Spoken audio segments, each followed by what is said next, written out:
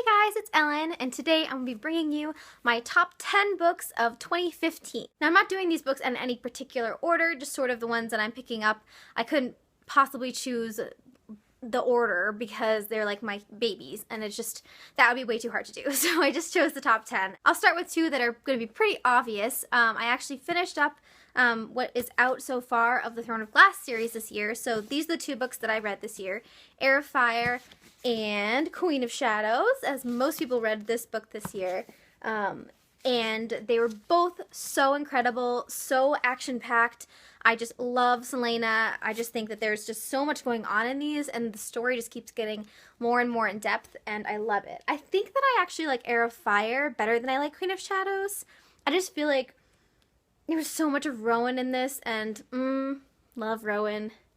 And I just like I like how strong Selena was in this one. I feel like she was a little more combative in this one and revengeful. But I did really, I love her in all of them. But I think this is probably my favorite in the series so far. But I really love these both. Next up, I have another sort of obvious one, and this one is A Court of Thorns and Roses by Sarah J. Maas. This is by the same author as the Throne of Glass series. This is the first in another fantasy series of hers, and this first installment was awesome. I just thought this world was so fun and really interesting. It's very loosely based off of Beauty and the Beast, and I just can't wait to get back into this world and see what Feyre is up to and what kind of crazy things ensue. I feel like this will be sort of similar to the Throne of Glass series, where the first one just lays down the foundation and the rest just goes so in depth in different worlds.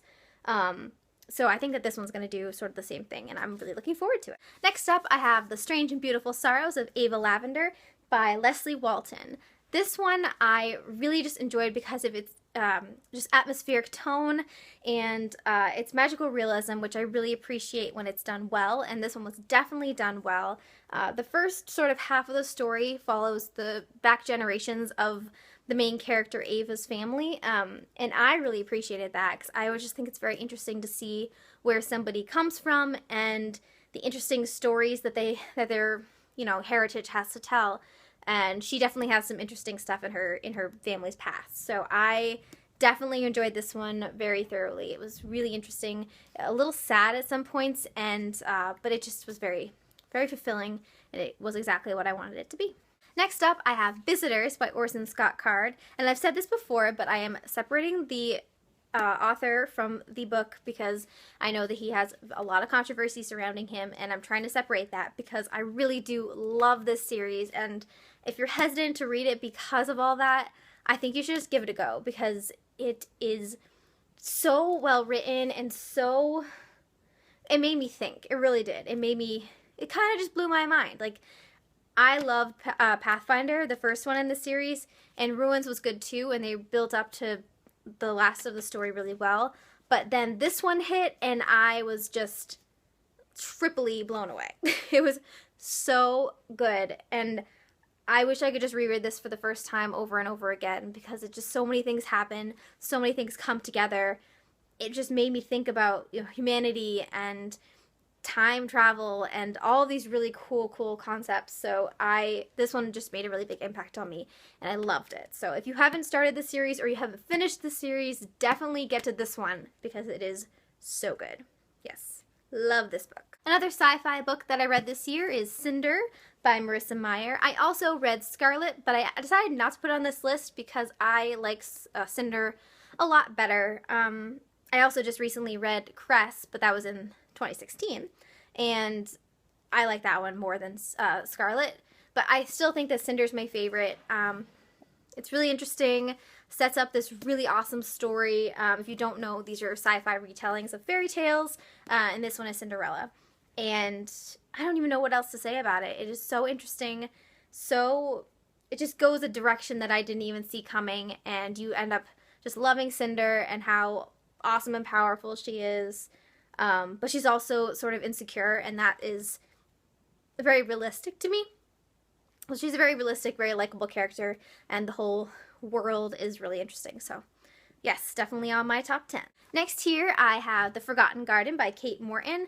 This one is a bit of a chunker, but I just fell into this story and just loved every minute of it. It's another one of those stories that kind of tells about different generations of family members and of neighbors, and just tells a lot of different stories that culminate into the story that's being told in the future.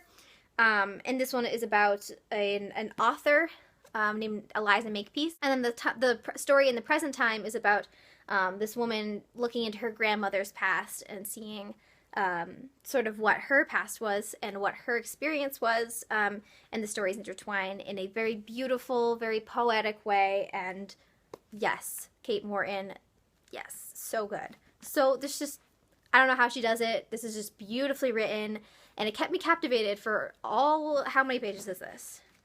It kept me captivated for all 545 pages of, like, not even fantasy, of just straight up historical fiction, adult fiction, and I appreciate that. It was so good. So definitely check out Kate Morton if you haven't. She's one of my favorite authors. Next up, I have Memoirs of an Imaginary Friend by Matthew Dix, and this one is another adult fiction book. This one is told from the perspective of the imaginary friend of a little boy named Max, and Max has a lot of social issues. He has a hard time interacting with other people, so he mostly interacts with his imaginary friend Budo. And when something bad happens to Max, Budo knows he needs to say something and he needs to help Max. And so this is sort of their story, and it is incredibly sad, but it's also so uplifting and so it just touched my heart, and I love this one so much. Such an interesting concept as well. So this one had to be on my list this year. It was so good. Then I have Ready Player One by Ernest Cline, another one that a lot of people read this year, or the past year, few years, and have really loved. This is another science fiction book. I realize I kind of have a theme, a lot of science fiction books here. This one takes place in the not so distant future, where everything is sort of bad. The world has gone, everybody's mostly in poverty, and a lot of people take refuge in this place called the Oasis, which is a virtual reality game that you can live in, you can work in, go to school, really carry on your life in this virtual reality, and escape from the realities of the world. And it's about this one boy who is on a quest to find this egg within the game that will let him win the grand prize of the game and become rich and famous, and it's his journey, and it's very interesting, action-packed. I was completely on the edge of my seat and so interested during this whole book, and I would definitely recommend it for anybody who likes 80s pop culture, video games, any of that sort of stuff. It's just really interesting, a very unique book. Now, nobody is going to be surprised about this next book because I talk about it all the time, both in my real life and on BookTube, but it's Every Day by David Levithan. I will link below my full review of this book because I just rave about it for forever, and I love it so much. This is about an individual who is in a new body every single day. This person doesn't get to choose what body they're in, and it sort of examines what it means to have a self, to have a personality, and a soul, I guess. Sort of questions, what do you get to take with you day to day if you can't take your body and the people around you and the life that you're living? What is left? This book deals with a lot of difficult issues. Some of the bodies that A is in are dealing with depression, addiction, and gender issues. It's just I feel like it's just a very important YA book, and I think more people should read this and talk about it and just love it. So, of course, this one is on my list this year. Last but not least, I have Nightingale by Kristin Hannah. This is Kristin Hannah's first historical fiction book, I believe. It's very different style from her. She usually writes a lot of contemporaries, and she delved into this genre, and I thought it was so well done.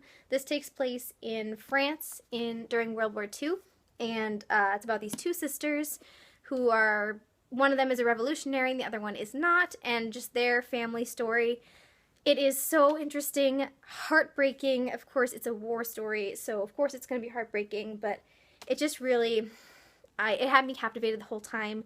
It was beautifully written, and I was just enthralled in the story. It was It was so good. So I definitely recommend this one as a historical fiction and just as a book that is really good. Alright guys, so that is all of the books that I picked to be my favorite the year 2015, and it was really hard to narrow it down to 10, but I'm really happy with the ones I chose, and I think this year was just a really great reading year in general. I read a lot of really good books, and I just read a lot of books in general, which was really exciting for me, and I feel very good about that. I don't know how this next year is going to go, but I'm really hoping that I can keep reading a priority and keep reading some really, really good books like I did this last year. I would love to hear what you guys read in 2015, and if you've read any of these books, what did you think of them? Thank you so much for watching. I'll see you in my next one.